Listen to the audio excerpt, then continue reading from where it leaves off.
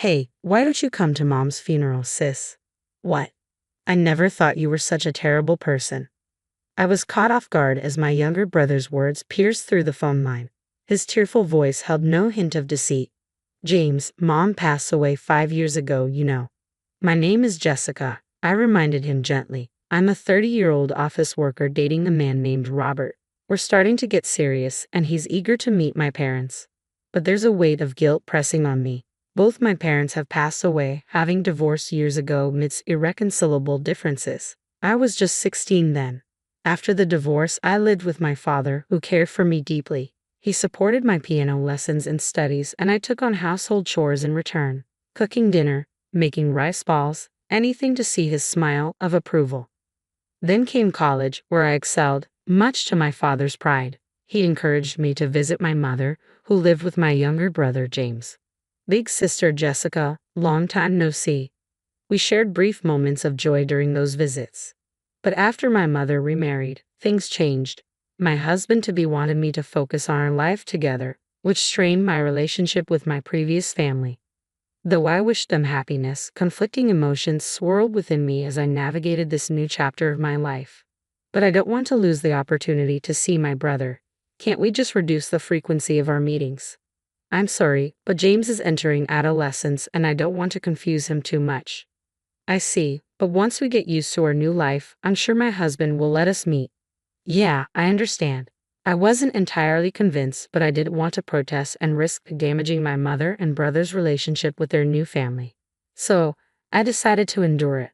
Years passed. I finished college and landed a job. Yet during that time, I couldn't see my brother or mother. 4 years had gone by, and I couldn't help but wonder why they couldn't spare even a moment to meet me. Perhaps they were leading such fulfilling lives that they no longer needed me. My brother, who was just 11 when we last met, was now 15. I wanted to offer him some encouragement as he prepared for private high school entrance exams. With that thought in mind, I mustered the courage to call my mother. To my surprise, an unfamiliar man answered the phone. Hello, who is this? Isn't this my mother's number? Are you Jessica by any chance? Yes, I am. I'm David, the man who remarried your mother. She's busy right now, so I answered the phone. Oh, I see. Well, it's been 4 years since I last saw them, and I was thinking I'd like to see my brother and mother soon. Really? You haven't seen them? No, I haven't seen them at all. I see. Maybe your mother doesn't want to see you. What? Actually, when I mentioned your name just now, my wife didn't react at all. Is James not around? I at least want my brother to respond to my call. I was thinking that, but James is right next to me. He's just playing a game and not reacting at all. It seems like they've both forgotten about you and adapted to their current lives. They're both living happily, so could you please leave them alone? I'm gonna hang up now, David stated before ending the call. I was left so stunned that I couldn't move for a while after the conversation ended. The thought that my brother and mother might have forgotten about me and were living their lives without me was too much to bear. Seeking solace, I turned to my father for advice. That's strange, those two love you, Jessica, he reassured me. He tried to reach out to my mother, but her response was firm. Please don't call again. In the end, we couldn't meet or even speak to my mother and brother. Life carried on, and I became increasingly occupied with work. Still, they lingered in the back of my mind. Then, about 3 years after that distressing phone call, I received devastating news. What? Mom? It was a notification informing me that my mother had died in a traffic accident. Rushing to the hospital, I was led to the room where her lifeless body lay. Her peaceful expression made it seem as if she were merely sleeping with her eyes closed. I never imagined I'd see her again like this. Sis, a voice broke through my mourning. James. As I grieved my mother's passing, my brother entered the room. It had been 7 long years since I last saw him, and he had grown into a completely different person. Why didn't you come to see us? He questioned, his tone filled with hurt. Did you start hating me and Mom? Wait a minute, I interjected. It was your stepfather, David, who told me not to see you. Dad would never say something like that, James rebutted firmly. Dad's an amazing person, and I look up to him. He wouldn't say something like not meeting with you, sis. What? My brother's trust in our stepfather, David, was evident. They must have developed a strong bond over the past 7 years. Then, a man who seemed to be David arrived. Hi, it's our first time meeting in person, isn't it? He greeted. Hello. David appeared to be in his early 50s with a determined air about him, as if he could accomplish anything. Despite encountering various company employees in my line of work, he struck me as somewhat cunning. I'm really shocked that my wife passed away so suddenly. The funeral will be held soon, so I'd like both you and your father to attend, Jessica, David informed me. Understood. Though my mind was preoccupied, attending my mother's funeral took precedence. My father and I went together to bid her farewell. The funeral proceeded without incident, but a dispute over the inheritance soon arose. Jessica hasn't seen my wife in 7 years, so could you please give up the inheritance? David proposed. What? Wait a minute, I interjected. Wasn't it David who didn't let me see her? Sis, are you still saying that? How many times do I have to explain that Dad would never do that? James countered. No matter how desperately I pleaded, my brother wouldn't believe me. Oh dear, it seems I've become the villain here, David remarked. Dad's not wrong. Sis is just saying weird things, James asserted. Sis, I don't really understand inheritance, but will you give it up? He pressed. What? I should at least receive the minimum inheritance, right? What would Mom think if she saw you being so greedy about money? I retorted, feeling as though David treated me as if I were money-grubbing. At this point, my father intervened. Wait a minute, my daughter is only claiming her rightful share. Stop making such accusations. Thanks to my father's words, David fell silent. No matter what you say, I'll make sure my daughter gets at least the minimum inheritance. What's this? Are you and Sis conspiring to make things difficult for us? David challenged. That's not the case. This is just a claim of rights, my father clarified. The discussion grew heated, and in the end, I received only the minimum inheritance, but it created a divide between my brother and me. My antagonistic relationship with David, my brother's trusted stepfather, caused this rupture. Finally reconnecting with my brother after so long, only to be met with his disdain, compounded the sadness of losing my mother. As if that weren't enough, more misfortune followed. My father was diagnosed with cancer, given only 1 more year to live. It felt like an onslaught of crushing blows, leaving me asking, why is this happening to me? I spiraled into negativity. But my father, noticing my change, gently spoke to me. Jessica, everyone dies someday. It's not something we can control. I've been happy living with you all this time, and I intend to enjoy the time I have left to the fullest. Dad? In the time that remained, we went on trips and did everything he wanted to do. When he passed away, I was left with an unbearable pain from losing both of my beloved parents.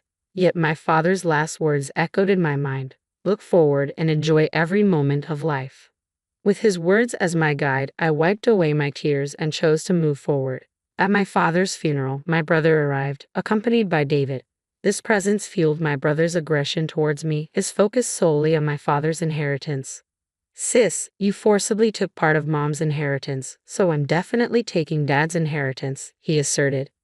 I didn't want to engage in further conflict or hostility, so I quietly agreed. Yes, of course, I was planning to give it to you anyway, I responded calmly, making arrangements for the inheritance to be transferred to my brother. Since then, I haven't seen or heard from my brother. It felt awkward reaching out to him, and years passed by. Eventually, I met Robert through a friend's introduction. As our relationship progressed towards marriage, I decided to disclose everything to him about the loss of both my parents and the strained relationship with my only sibling, my brother. Despite knowing all this, Robert still wanted to marry me, and I found myself falling in love with him. As our courtship continued smoothly and we received a marriage proposal, I felt like I was on top of the world. But then, in a sudden twist, I received a call from my brother. Hello, James, I greeted, surprised and elated to hear from him after so long. What's up? Oh, speaking of which, I have something to tell you too. However, before I could say anything, my brother interrupted me with an accusation that left me bewildered. Sis, why didn't you come to Mom's funeral? I never thought you were such a terrible person, he said, his voice trembling with emotion. What? I don't think my sister was such a terrible person, I responded, utterly confused by his sudden accusation over the phone. What's going on? Why are you saying something so nonsensical all of a sudden? Nonsensical. Mom's dead, you know, he retorted, his voice filled with anguish. Wait, James, calm down, I urged, struggling to make sense of the situation. How can I calm down? Was this some kind of cruel joke? he questioned, his voice breaking. No, it was too harsh for that, I realized, feeling the weight of the truth in my brother's sobbing voice. I took a deep breath, steadying myself before addressing my brother James. James, Mom died 5 years ago. I began slowly, expecting him to understand. But his response shocked me to the core. What are you talking about? Mom didn't die back then. What? What are you saying? You saw Mom's body too, didn't you? We even had the funeral, I countered, confusion clouding my thoughts. His insistence only added to my bewilderment. No, Mom was alive. I lived with her for about 3 years after that. What? What do you mean? James's voice trembled with disbelief. So, I was living with Mom, I tried to explain, struggling to grasp the situation myself. It's best to go along with the story at times like this, I reasoned, trying to make sense of the apparent disconnect. Yes, but they said she would die soon without an offering. I gave all the money I earned as an offering, James confessed, his voice heavy with regret. Suddenly, it dawned on me that my brother had been deceived. What? At that moment, I realized that my brother had been deceived, but the offering wasn't enough, and Mom died. James, can you introduce me to the person you've been making offerings to? I asked urgently, wanting to understand the full extent of the deception.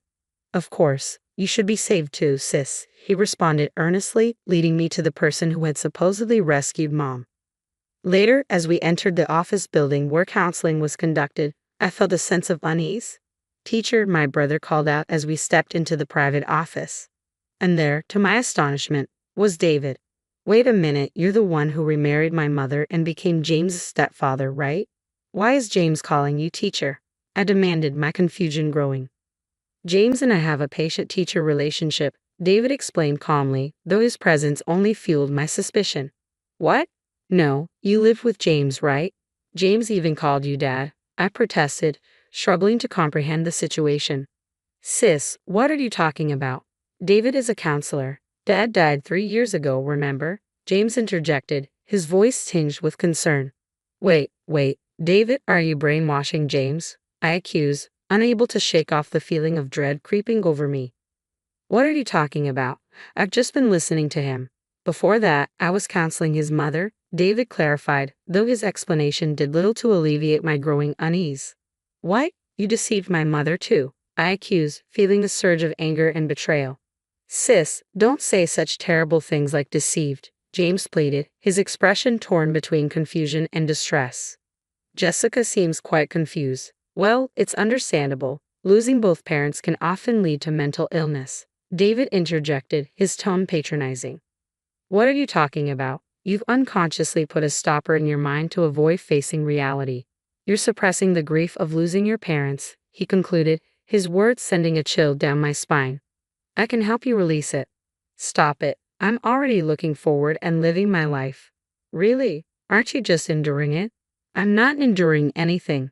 It's better not to force yourself. If you do as I say, your heart will feel much lighter. Really? Really? James became cheerful that way too, so why not entrust yourself to me? Yes, please.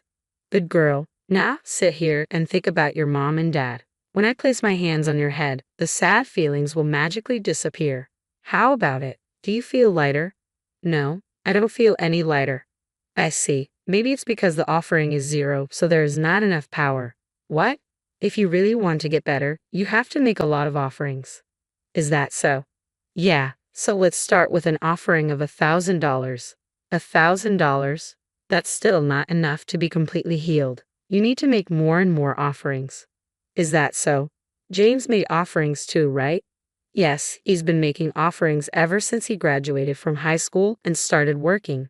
That's how he was able to find his mother and regain happy days. But the offerings stopped at one point, and his mother really died this time. So, he's reflecting on that and increasing his offerings to be saved. I see. I called out towards the entrance. That's how it is, Robert. As I said that, the door to the room opened, and my fiancé, Robert, walked in. Who exactly are you? David asked, with a suspicious look at Robert, who then handed David his business card. I'm a lawyer. I've been listening to your conversation, and it seems you've been brainwashing James and swindling a large sum of money from him. A lawyer? He's also my fiancé, and we're going to sue you and recover the money. As I said that, David momentarily looked flustered, but then snorted and retorted, "I thought you'd say something like that. James was saved by me. There's no fact that I deceived him. I was just providing legitimate counseling, right, James?" David asked my brother with a triumphant look on his face. My brother glanced at us and then said, "I was deceived by you and forced to contribute a large sum of money." "You, James." David's eyes widened at my brother's statement. "It seems your brother intends to sue you." "Wait, this must be some mistake, right, James? I saved you. Are you going to betray me like this?" "Teacher, I do think that thanks to you, both my mother and I felt relieved many times. But it's also true that you were gradually brainwashing us, right? In fact, I became unable to make sound judgments because of you. You brought a woman who looked like my mother and made me believe that she was actually alive. And then, you instilled fear that she would die if I didn't make offerings. Moreover, you disposed of all the photos of my mother and me without my noticing and replaced them with composite photos of a fake mother. The pictures were so sophisticated and natural that I naturally believed the fake mother was my real mother. And before I knew it, almost all of my salary from the years since I graduated from high school and started working was taken by you. When I met my sister and saw the real photos of my mother, the brainwashing suddenly broke. That's when I decided to sue you, capturing evidence if you actually demanding an exorbitant amount of money." You betrayed me," David exclaimed, stunned by my brother's revelation. "Don't mess with me. You're the one who kept swindling money from me and my mother. You brainwashed us, telling us not to meet my sister and even made us lie that you were our stepfather. My mother died without seeing my sister for years. I'll not only get back the money you took from me but also the money you took from my mother. You've sucked money from us and enjoyed yourself. Now suffer misfortune." My brother angrily confronted David with such intensity that David stumbled back in surprise. "Then we'll see you in court," Robert said, and we left the scene. After that, James sued David under Robert's legal representation. David was ordered to pay back the total amount of $300,000 that he had swindled from my brother and mother. Not only was David ordered to pay compensation, but his outrageous fraudulence became known to his previous patients and their families, and he seems to be in serious trouble due to lawsuits and compensation claims from many people. He had been doing as he pleased for so long that he deserved to be punished. I realized that our relationship had been strained because of the brainwashing, and with everything resolved, the resentment between my brother and me disappeared. My brother also attended my wedding with Robert. I hadn't seen my brother for many years because of David, but now I want to fill that gap by regularly meeting and getting along well with my only sibling.